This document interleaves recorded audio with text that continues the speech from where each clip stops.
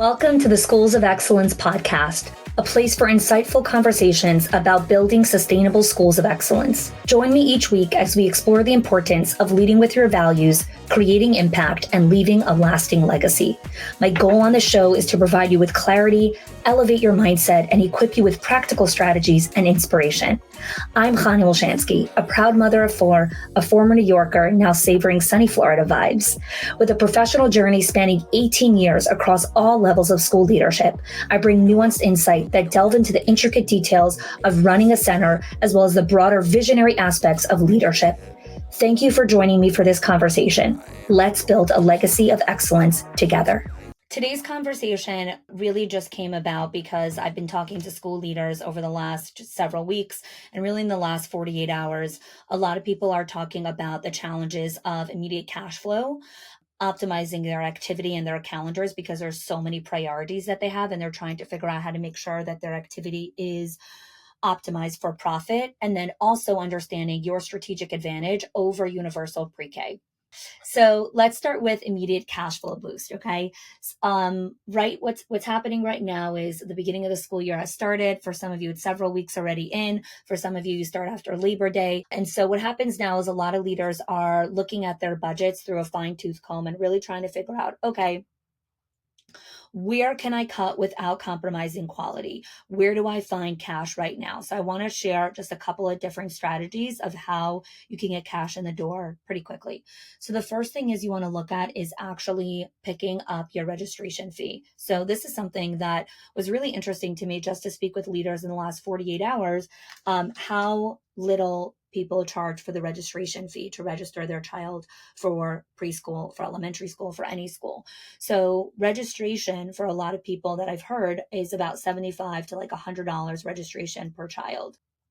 You can charge way more for registration per child in a private school. I pay $300 per child, and I have 4 kids per child for registration. That's just registering the child to register to get a spot. It's not even that you'll be secured to get a spot. If they don't end up having a spot, some schools refund it, some schools don't. It's a registration fee. When I register my kids, I also pay a registration fee. That registration fee ends up going towards the tuition for camp. But everyone has to pay a registration fee to secure a spot. Now, the client that I was speaking with a couple days ago, she has 7 schools. And so I had advised her to pick up the registration fee to $300 per child. She said in 3 schools she can do it because the market would bear that. In her other schools, she would pick it up by $100. Great. Small, simple step. Just want you to understand context of the range of what people charge in private schools for registration. In 2011, when I worked in New York City, the registration fee per child for toddlers was $2,500, $2,500 for registration. That was not tuition. Tuition was on top of registration. And that was over 16 years ago. So understand that there's the run of the gamut, and part of building a successful and profitable childcare business is understanding to do your research and see what the market will bear and what people will pay. So that's the first thing, is look at increasing your registration fee. The second thing is looking at accelerating your accounts receivable. So you can look at failed credit card payments. Whenever we have clients run through this exercise of looking at the last 30 days of payments that went through, where did anything's not go through? Did any failed credit card payments go through? A lot of times you have other add-on services like morning, early care or aftercare. And parents will take it as a one-time thing, or an extra drop-off piece, and parents aren't paying for the service that the school provided. Going through the last 30 days and seeing, 1 second, this parent, did early drop-off for 10 days and they didn't pay for it. Going to the parent and, asking for the payment, right? Accounts receivable. Another thing that you can do as well is, as we enter towards the end of 2024, people are looking at different tax saving strategy or tax write-off. And depending on obviously where you live, for child tax credit, offering parents that if they pay in full before the end of the year, or they pay in full for the next 30 days, they could get a certain percentage discount. The only reason to do that is if you really need cash in the door right now and you need cash, you can message. I wouldn't do a giant email blast. Message a couple of different families who can possibly do this and say, hey, we're offering a special promotion in the next 45 days. If you pay up your balance before the end of 2024, you get X% off, and then you get the cash in the door immediately. So that's a really great option as well. The other thing you want to look at cash flow boost is renegotiating contracts with suppliers. All of you have different suppliers that you use for food, for inventory, for wherever you're getting supplies from, Amazon, whatever it is. Looking at your suppliers and saying, where can we renegotiate a better deal for the things that we buy in bulk, for the things that we need inside of our business. If you are paying rent or you have a lease or whatever it is, re-looking at those contracts as well. Re-looking at busing contracts, communication, transportation, food, all of these things that are cost a lot of money, seeing where you can renegotiate the contract to get cash in the door. Last thing to look at is some of the other money leaks. So in the last couple of weeks, I've been sharing an entire series on the 7 money leaks in childcare. You can definitely go watch that series. It's free on my social channels as well. One of the money leaks that you want to look at inside of childcare that bring cash in the door right away is underutilized spaces. So underutilized spaces meaning your class is not at full capacity, your building is not operating at least 80% capacity, or you have spaces, multi-purpose rooms that you can rent out. Look at your facility and say, where can we get cash in the door right now? Can we rent out this multi-purpose room for birthday parties, for events, for engagement parties, for whatever it is, right? There's like all different kinds of crazy parties that people do now. We had a client who rented out their multi-purpose room for a bachelorette party over the weekend. And they, again, part of renting out their space was they had an add-on fee where it was like, you rent out the space for X amount of money, and then this is what it costs for the cleaning fee. Airbnb does it. All different business models do it. You charge an extra cleaning fee. Your cleaning crew that you usually have that comes and cleans the childcare center at the end of every day comes, cleans up the giant mess, and then the kids walk in Monday morning and it's clean. There's a lot of different ways that you can get creative, and I'm sharing a bunch of them here, and we have so many others that we teach inside of Schools of Excellence. The first thing you need to remember when it comes to the need for cash flow and for relooking at your strategic advantage over universal free pre-K, you need to take a deep breath and understand that the emotions of uncertainty and fear are emotions that you feel whenever you're doing something difficult. Anytime you're about to do something hard, anytime you're about to jump into something that's really hard, you are going to feel uncertain and you're going to feel fear. And if you're watching this and you've been married and you're married, you know that before your wedding, even if you're 1,000% certain you're marrying the right person, you still will feel jitters. You still will feel some bouts of uncertainty, some bouts of like, oh my God, this is so exciting and it's so scary and it's so uncertain. Yeah, you're entering a whole new era of your life. Before you have your first child, before you have your second child, before you send your kid off to college, before you do anything as momentous and as hard as raising a family, running a business, you are going to feel uncertainty and fear. It is going to feel ambiguous. This concept where, and again, I talk about this all the time, because we are growing up in a world where everything is instant gratification. Walmart comes immediately, Amazon comes immediately, Uber comes immediately. All of these things, Netflix, whatever you want is literally at your fingertips. The moment you feel any type of uncertainty, the moment you feel any type of, I'm not sure what's going to happen, your body is immediately signaling this is danger. It's not danger. You're not in a dangerous situation. You're not in a life-threatening situation. You're in an uncomfortable situation and you can figure out how to get out of it. There are ways to move out of this. Approaching this with uncertainty and fear and scarcity is going to guarantee that you're not going to be able to get the results that you desire. It's taking a deep breath and understanding you can be in control about how you respond. You'll action these items, you'll see what works, you'll come back to the drawing board, you'll revisit other strategies. You will get out of this. You will get out of this mess. Okay? Great. So those are some cash flow ideas. Now let's move on to optimizing your activity for profit-driven results.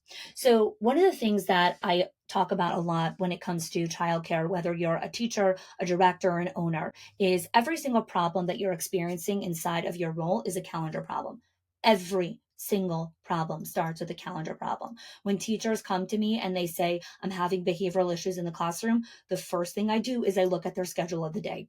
When a director comes to me and says, there's so many call outs, there's so many issues, I'm constantly subbing inside of classrooms, I don't have time to do observations, I don't have time to do one-on-ones, I don't have time to do performance reviews, I don't have time to do X, Y, and Z, the first thing I look at is their calendar. When an owner tells me they have a profit problem, they have a cash flow problem, they have an enrollment issue, the first thing I'm going to look at is your calendar. Your calendar drives profit results. What do I mean by that? Well, the first thing is, what you have to understand is, when you're writing down your list of to-dos of like, oh, these are all the things that I need to do in order to get enrollment up, in order to get my profitability out of the red, that's your to-do list. You need to make sure your to-do list is working in alignment with your calendar. If you don't have blocks of time in your calendar to actually action profit-driven activity, you're not going to have profit-driven activity inside of your business.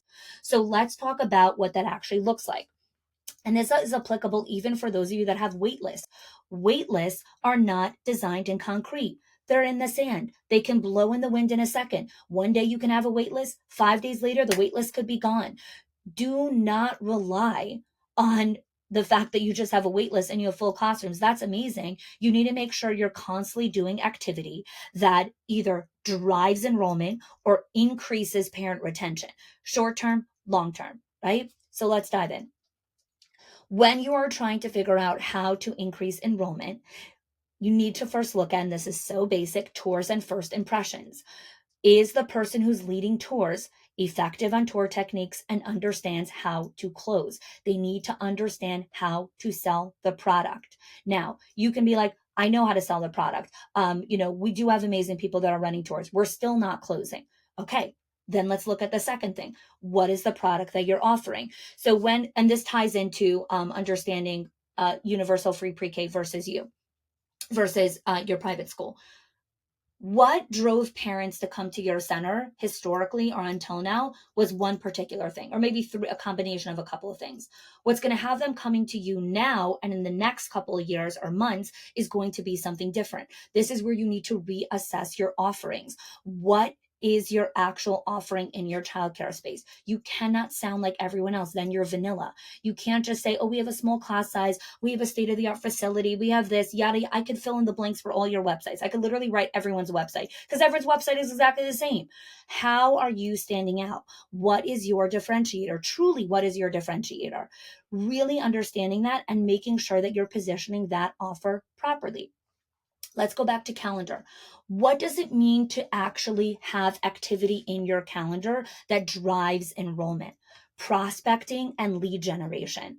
I cannot tell you how many people run a tour and the parent says, well, think about it, we're not sure. And then they do one follow-up and they let the lead go cold.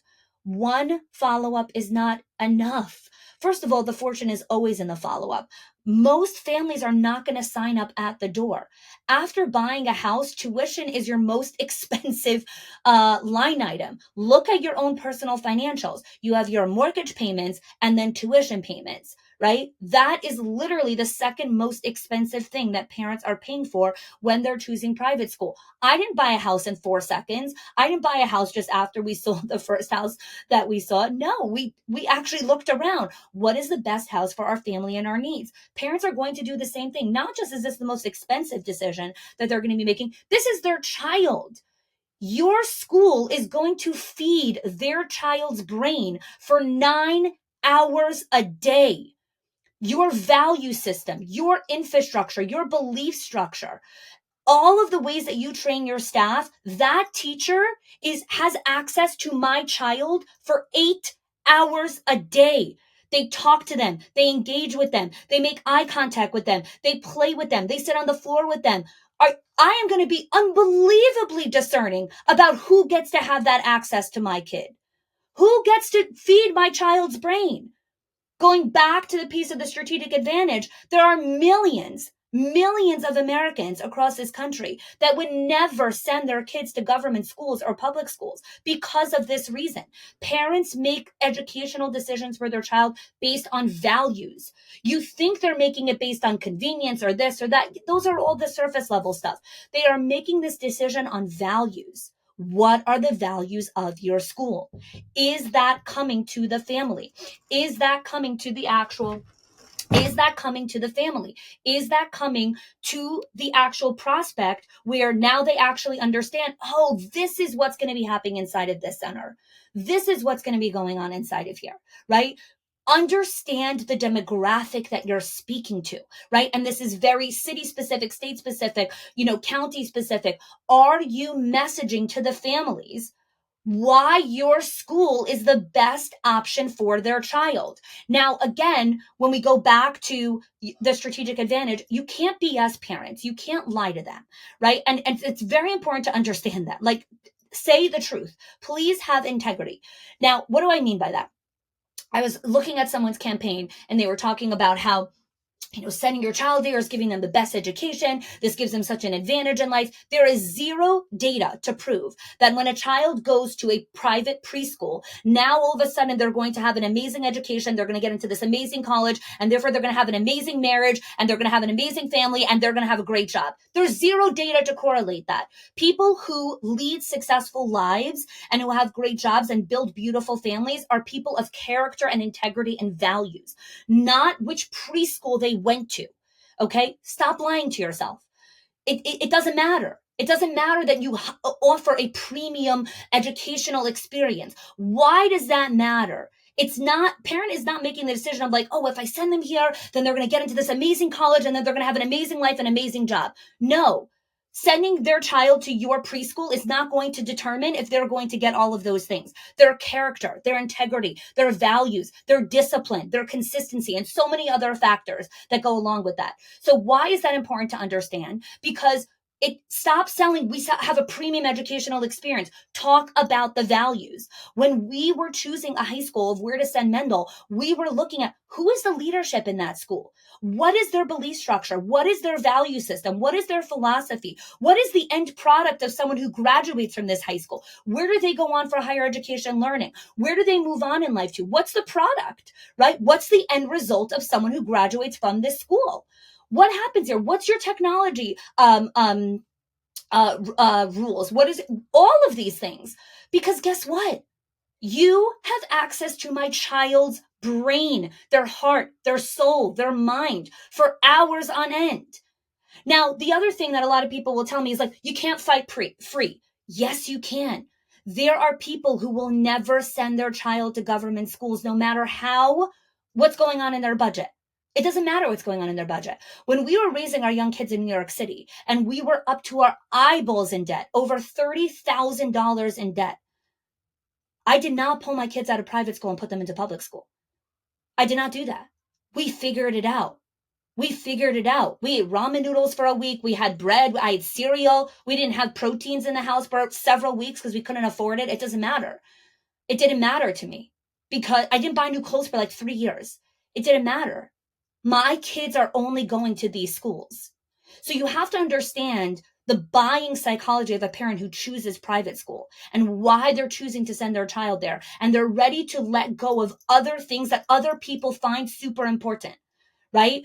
I was talking to another family yesterday and they were like, well, our school's like a 30-minute drive away, so it's like really difficult for families. I was like, let me tell you something. If I audited all those families, I know that 80% of their kids have kids in sports, and they will travel 90 minutes to get their child to a sports team. And the director, she just face palm, and she's like, oh my God, absolutely. They drive 2 hours to go to these different. I said, exactly. Why does the parent drive 2 hours to send their child to that sports team, but says, oh, I can't do the commute of 30 minutes to school? They don't value it. They value the sports team. They don't value the education there, which is fine. Don't judge them. Just understand that's not their value system. Stop trying to speak to the surface level things. You got to get to the root of it. What is the value system there? What do the parents actually want? And make sure that your product aligns with that. Now, some of you are listening and saying, that's a lot of work. Hell yeah, it's a lot of work. Of course it is, because you have to know what it is that you're offering. You have to understand what it is that you're offering. So let's go back to prospecting and lead generation. Family does a tour. They do one outbound message. They follow up. They're like, hey, just following up. No, you sound like a used car salesman. It's not, hey, just following up. Are you adding value on each interaction that you're having with the family? Sometimes when you're connecting with someone who had a tour 2-3 weeks ago, you're not saying, hey, just want to follow up if you made a decision. They're going to ghost you. They're going to ignore you. Send value. Hey, I know it's the beginning of the school year. You have a 3-year-old and a newborn. I wanted to send you this great article that I just read on morning routines. I wanted to send you this amazing podcast that I listened to on, sleeping or co-sleeping, because I know that you had mentioned on the tour that, your 2 kids are sleeping together and each one is waking each other up. I just wanted to share this with you. Hope you're doing well. Wishing you an amazing start to the school year. That's it. No ask, no following up, no did you make a decision? None of that. Here is value. Here is value for you. Now, this takes work, this takes thought, this takes dedication. And your directors will tell you, I don't have time. The teacher called out. Someone knocked on the door. She needed toilet paper. She needed to plunge the toilet. Great. Plunging toilets and giving people toilet paper doesn't bring cash in the door, doesn't bring enrollment. You need a block of time on your calendar every single day that is prospecting and outbound messaging to families. Now, another thing that I hear from owners a lot, well, this director doesn't do enrollment. If you are struggling with enrollment, no one on your leadership team gets to have the privilege to say, I don't do that. Sorry, in a contracted economy, you do that. So we're going to get that on your calendar, and I'm going to show you how to do it. I'm going to give you the scripts. I'm going to give you the templates. I'm going to give you the guidelines. We do all of this inside of Schools of Excellence. We need to understand how we have to shift our leadership and the way that we're holding our teams accountable when we are riding a storm. Again, one of my favorite quotes from Maya Angelou: every storm runs out of rain. Every storm runs out of rain. When the storm runs out of rain, where are you going to be standing? Where are you going to be standing? Okay. So tourism, first impression, follow up and nurturing, prospecting and lead generation. Like I said, following with prospects after the initial contact, follow up with leads. Every single one of your directors should have a leads list in their calendar block. So on their Google Calendar, it says follow up with leads list. When they click on that, it should drop down into a spreadsheet that gives them the leads list of anyone who has come to do a tour or an inquiry in the last 6 months. They should start re-engaging with those families. So let's continue to look through where else are we going to get the understanding to understand our strategic advantage over free pre-K and bring in more cash. You need to get hard data. You cannot run by anecdotal data. So many leaders run by anecdotal data. Like, I heard this parent say this person said this person said that, I heard this at morning drop-off, I heard this at dismissal. Those are all great things that add to your data points, but you also need real data. You need parent surveys. You need to understand, what do the families look for? Where do you need to improve services? So many leaders are like, I think we need to improve. You think? Do you think your family still value this, right? We just had a family who did one of the parent surveys in Schools of Excellence. We have templates for parent surveys so leaders can plug and play. Ain't nobody got time to reinvent the wheel. She sent out a parent survey. They were serving lunches like organic food or something like that. She did the survey. 2% of her family said that they still value that. 2%. 98% of families are not sending their kids for that reason. She cut that out of the budget. She cut that out of the line item. Great. Use the resources for something else. You need data to make decisions. You need data to make decisions. Another component from the data is, we had a client, when she did the data, she realized that the market would be able to bear for her to raise tuition. She raised tuition. I think she lost 3 or 4 families and she was panicking. And I said, let me teach you a hard rule in real estate. Okay. Again, real estate in New York, real estate wherever you are.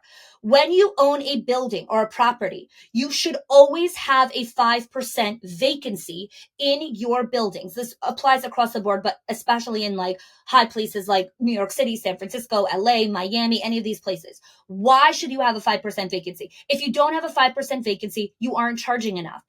If you have a wait list, you aren't charging enough for tuition, right? The market will bear. So you have to reposition the offer and see where. Now, you cannot cry when 2 or 3 families leave. Part of the cycle of life is different families will come in, different families will leave. Right now, if you have a mass exodus of 30 people, you probably didn't do the data right in understanding, could the market bear this percentage of tuition increase? Okay. Let's continue. I have a couple more minutes and I want to share a couple more strategies with you. So let's go back to the strategic advantage over universal pre-K, right? When you're selling a service where the other service that's available in your city is free, you need to stop coming from the mindset of like, well, I can't fight free. You shouldn't be fighting free. You're not fighting against anyone. Your offer is a completely different offer.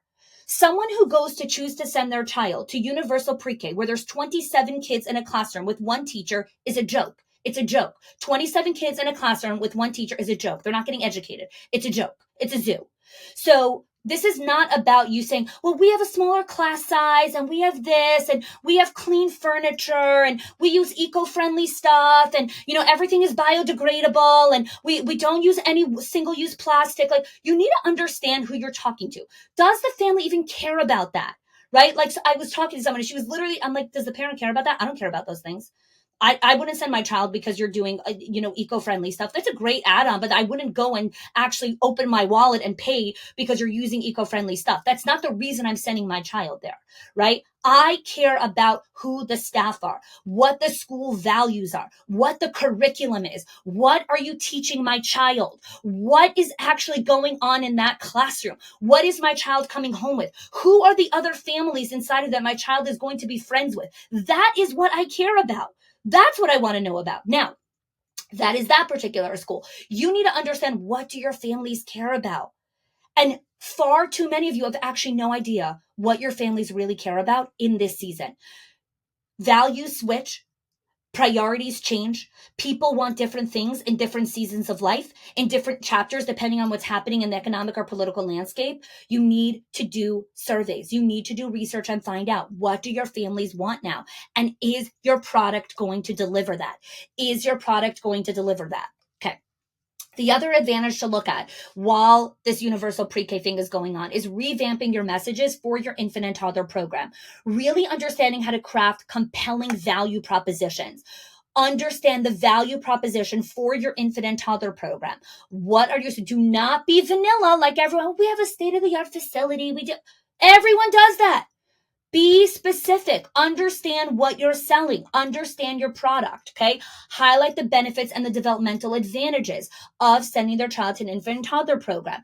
Understand how to leverage success stories and testimonials, right? This is where you really need the families, the teachers to speak on this, right? And again, so many are like, I don't have a video crew. I can't do testimonials. That costs too much money. Again, excuses. Take your phone. iPhones are unbelievably versatile. Open it up. Have a parent sit down in your office. It doesn't need to be fancy, and just say, can you share with us a little bit about your experience? This is your third toddler inside of our program. I'd love for you to speak to a family and share with them about your experience, why you choose to send your children here, why this is your third child that you're sending here, why you trust this center, why this is the only option for you. Ask the right questions. Again, we have all of these templates inside of our program, the templates, the questions, what to ask, how to do, and get out of the perfectionist mindset of like, I need the right lighting. I need the right diva lamp. I need the right video crew. No, you don't. Take your iPhone, open the window shade so sunlight's coming in, sit the person down, make sure there's no clutter and garbage, and shoot. Boom, you're done. Next parent. Like, you gotta take messy action if you want to be able to leverage these opportunities here. Okay, where else are you looking at? Okay, understanding how to tailor market strategies to parent demographics. This is like such an underutilized strategy and advantage that a lot of school leaders aren't working. When I talk next Tuesday, in a couple of days, I'm doing another live streaming on my retention intelligence framework. And one of the things that I talk about is understanding your staff demographics, because retention differs depending on the staff demographics. You have different parent demographics inside of your center. No school has one type of parent demographic. Nobody. Everyone has a diverse group of families, okay? You need to understand your unique parent demographics, whether it's 3 or 4 buckets, and are you creating messaging that targets those particular families, right? Certain families do care about the eco-friendly and the single-use plastic and the organic food and all of that kind of stuff. Certain don't give a crap about that. They care about the values and who the teachers are and their training and their education. Other people care about the leadership and their value system and their philosophy. You have to understand who you're talking to. And are you crafting the message to that unique family? Are you fishing in all of the right ponds? So that's an understanding just of demographic. The last thing you want to look at is adjusting your preschool product. Do you need to look at other services to add to your original product? Now, again, going back to the calendar that I spoke about earlier, leaders would tell me, I don't have time to develop a product. Of course you don't have time because you're running around covering ships like your chicken with your head cut off. Make a time block on your calendar that says brainstorm new product offerings. Create a 3-hour block, close your door, turn your phone on airplane mode, and go into brainstorming mode. Be disciplined, get your butt in the chair and do the work. So many of you are constantly married to the excuses. I don't have time to do this. I don't have time to do that. You do have time. Put the block, close the door, turn the phone off, sit in the chair and figure out what is the additional product and brainstorming services that we can offer families. What could we actually do? That's what it means to actually have your calendar optimized for profit. A 3-hour block of time figuring out what's the next service is a $10,000 an hour activity versus what you're probably doing during those 3 hours, scrolling social media, running around the building saying, does anyone need anything? Stop over functioning. Stop people pleasing. Just stop. It isn't working. It isn't keeping your staff. It isn't keeping your families and it's hurting your profit. Make blocks of time and be disciplined and consistent about prospecting, lead nurturing, offering new services, creating different campaigns. That is where you're going to be able to do this. Okay. The last thing I want to talk about here is strengthening your brand in uncertain times. For those of you that are not struggling with any of these things, however, you are looking at what is the next thing that I need to work on to ride this storm in this contracted economy. You need to look at strengthening your brand. Understand how to emphasize the stability and the adaptability in your messaging to your families, showcasing your commitment to quality education despite the economic challenges. Make sure that you have multiple different opportunities for parents to engage with you so you can build trust through transparency and consistent communication. Far too many of you do not have enough parent engagement opportunities for families to actually engage with the school, with the staff. A lot of you have resistance to it. You're like, the teachers don't like when the parents come in. I don't like it. Then learn the skills of how to sit in the discomfort and be okay with families coming in.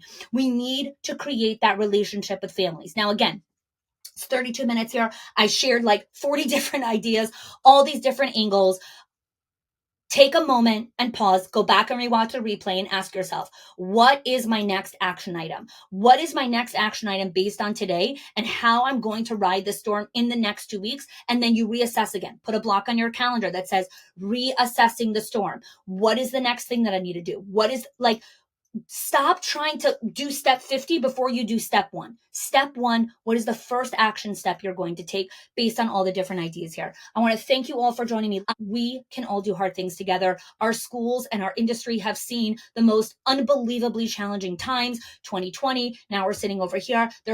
Before 2020, there were so many challenging seasons in the landscape of education. We will ride through this season as well. Sending you all a lot of love.